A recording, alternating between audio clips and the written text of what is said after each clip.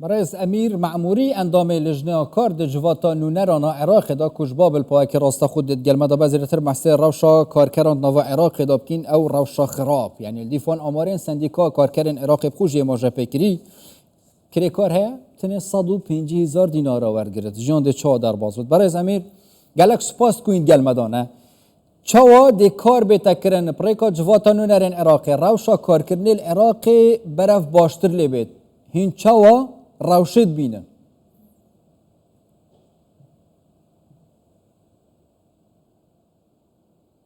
حياكم الله تحية طيبة لجناب صلاوتان لبصلاولتو لسرتن بنيراني بريس في لجنة العمل النيابي هر وكو دزانن لجنه کارکردنی پارلمانی قانون جديد هو رقم یاسای چینوی هموار کردوا که لسال 2023 دا که او یاسای لسالی هفتاوی کار لسر دکرا اوی هلوشاندو کار یاسای چینوی پسند کرد وكو دزانن ام یانسایا ما فيشي زوري بو كارمندان هي براستي دتوانين بلين ام ياسايا ما فيكي زوري فيرو كرد بو كارمندكان براستي هر وقت زانن لنيوي دا دتوانين كريكاران ما فيشي زور ور بكرن بلي كل من يبلغ العمر بابتي ديكش لم ياسايدا اواني ك لا كار دكات براستي توانيت ك زيادة لفين صار كار بكات دتوانيت خانشم براستي هر بكل ياسايدا اواني لا كارتكاني تايبات كار دكات يعني لكارتي قشتي كار دكات اواني لكارتي تايبات كار دكات لا لو كارغانا كاردكان لكارتك تايبات كان براستي لستاهش حكومة بابشتي ام كاركي دكات هر وكو لا ياساكد هاتو اواني كلا شوفير ياخذ شوفير تاكسي ياخذ اواني كدكاندار هر بشي ديكا هر كسي كار بكات لم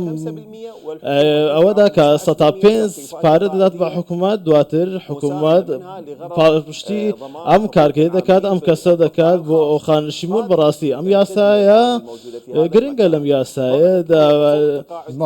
لم ياسايا براستي لا 350 دينار خانشيني بو هجمار دكريت هر وقت دزان بونا اگر كسي موتي 1 مليون بيت و خدمتي طواوي هبيت لنيوان 150,000 بو 950,000 دينار خانشيني بو دبرت هر وقت كسي شي آساي هر وقت فرمانبر شي آساي هر لبرلماني عراق دا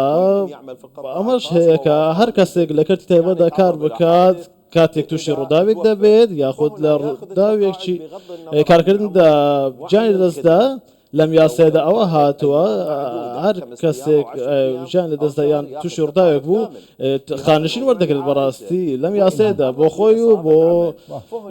خيزانكي هر كاتيك توشي روداويك بو اگر ستاسي روداوكي قوربو بفي ياساكا شتيشي بو دبريتو براستي تا او كاتي بو خانشينكي بو دبريتو بردام دبت براستي بالي شتي زوري ديكاش لم ياسا برئيس امير يعني ياسا وكان نويسين هندي تبيجي اگر بنا جيب جكرن باشه لوكي خو او چافديريا هند كن السر كومبانيا بريكا حكومته او ياساتي نجيب جكرن چندش صادي هنا اصلا هر بيجري وان ياسا ناكن تشتكي وصاش بوي كارمند و كري كارن خو ناكن نعم هنا نقطة مهمة بالي خالشي جرينج لير ده هي بشكل فرمان كان دبيت بابندي اما بن بالام بشي كان بابند نبون بالام دستبري فرمان جاي دستبري كم ولايتي دستي كردوا بتي كرني ام برجران بونمونا لروي ام ياسا هركس كلمالو دانش تبيت لا فازە ساڵەوە لە ڕووی تەلەڤیزیۆنەکانەوە بۆتان دەڵێم هەر کەسێک کار بکات لە کارتی گشتیدا منداڵیان تەمەنی 15 ساڵ هەیە دەتوانن لە دەستەبەری کۆمەڵایەتی ناویان تۆمار بکەن کە لە پێی یاساکەدا هاتووە حکوومەتیش 15 خانشینی بۆ دەبڕێتەوە و خزمەتی بۆ هەژمار دەکات ئەمە یاساکە هەیە بەڵام کێشەیەکمانەیە کە یاساکان هەیە بەڵام جێبەجێ ناکرێت ئەمە کێشەکەی ئەمێ بۆ نمونە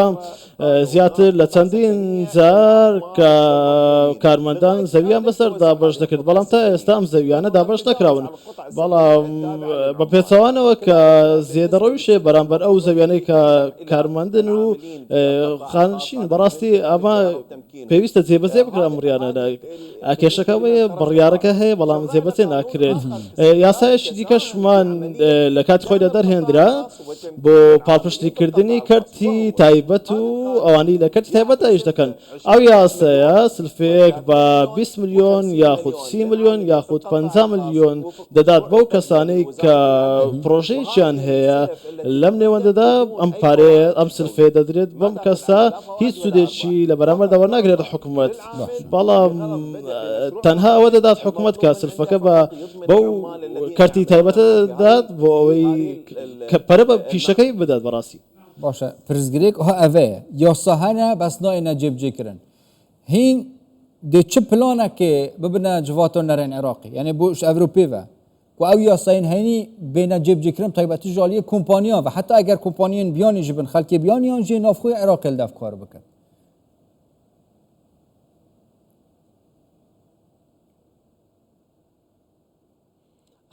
تمام احسنت هناك بەڵێ زۆر تەواوەش کۆمپانیا هەیە بەڵام ئەم یاسایانەیە جێبەجێ نەکردووە بەڕاستی دەستەبەری کۆمەڵایەتی بۆ کارمەندەکانی بۆ کرێکەرەکانی دەست پێ نەکردووە هەر بۆیە ماوە لە پەرلەمانی عێراقدا لێژە دەرەچێت بۆ پشتگیرنیکردن بۆ ئەم کۆمپانیانە لە پەرلەمانی عێراقیشدا چەندین جار ئەومان بەدی کردووە کە ئەو کرێکارە بیانانی لە دەرەوە کار دەکەن هاتوون بۆ کارکردن زیاترینیان کرێکاری بیانی لەو کرێکاری بیانی لەو کارگانە کار دەکەن بەڕاستی ئەوەش بەدی دەکەین کە پارەی زیاتر بۆ کارمەندەدەن لەو کارمەندی عێراقی بەڕاستی چەندین جار ئەم دیمەرانەمان وەرچاو کەوتەوە کە یەکسانی تێدا نییە بۆ نمونە کارمەندی بیانیمان هەیە ماگانە 50 ملیۆن وەردەگرێت کارمەندە کرێکارە بەڵام 50 ملیۆن ماگانە وەردەگرێت هەیە 70 ملیۆن وەردەگرێت هەیە 30 ملیۆن وەردەگرێت کرێکاری عێراقیشێ تەنها بلیۆرش وەرناگرێت ئەمە جیاوازیشی یەکجار زۆرە پێویستە ئەمە چا بکرێت ئەو وانی لەو کۆمپانیا کار دەکەن پێویستە ئەمە یەکسانی لە نێوان بەڕێزامیر ئەهاز vێرێ پرسیارێ بکەم باشە بۆچی هەندە دەستی بیانی ناو عێراقیدا هەیە زیاتری ملیونەکەنە کرێکارێن بیانی بەرامبەردا زێدە گەنجێت عێراقی هەنە شیانên باشل دەف هەنە بۆچی ئەو جهێوان کرێکارێن بیانی ناگرن یعنی سەبەب چییە و بۆچی موچەی وانە گەلە کێمتر بشێت بیانی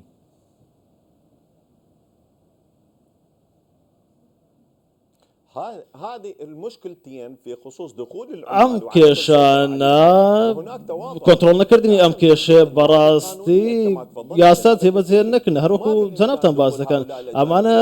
یاسا جێبەجێ ناکەن یاسا هەیە بە هیچ جۆرێک ڕێگان پێ نەدراوە بێن کار بکەن بەڵام بەبێ ڕێگا پێدانی یاسای ئەمانە کار دەکەن لە لێژنەی کاری پەرلەمانی عێراقیشدا لە چەمانجی داهاتووشدا پرۆژەیەک بڵاو دەکەینەوە کە ئەوانە ئەو ناوی کۆمپانیا بڵاو دەکەینەوە کە یاسایان جێبەجێ نەکردەوە و ئێوە سەیری دەکەن کە ئەوانەمان هەموو باس کردووە و داواکاریمان پێشکەش کردووە پێشکەشمان کردووە کاری لەسەر بکرێت ئەمە بە یاسایی بکرێت بەڵێ جیاوازێکی زۆر هەیە لە نێوان موچەی بیانی و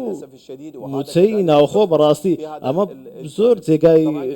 ناخۆشحاڵی ئێمەیە هەروەکو دەزانن لە ئێستادا کە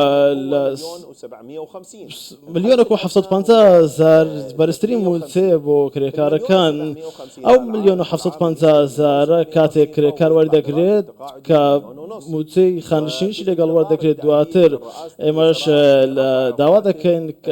لە سەرۆکایەتی ئەنجومەنی وەزیران ئەمە چاپ بکرێت بۆ ئەوەی موچەیان زیاد بکرێت و خانشینیان زیاد بکرێت موچەکە بەرز بکرێتەوە بۆ زیاتر لە 2 ملیۆن دینار هەروەها خانشینیش لەگەڵ ئەم موچەیەدا وەربگرێت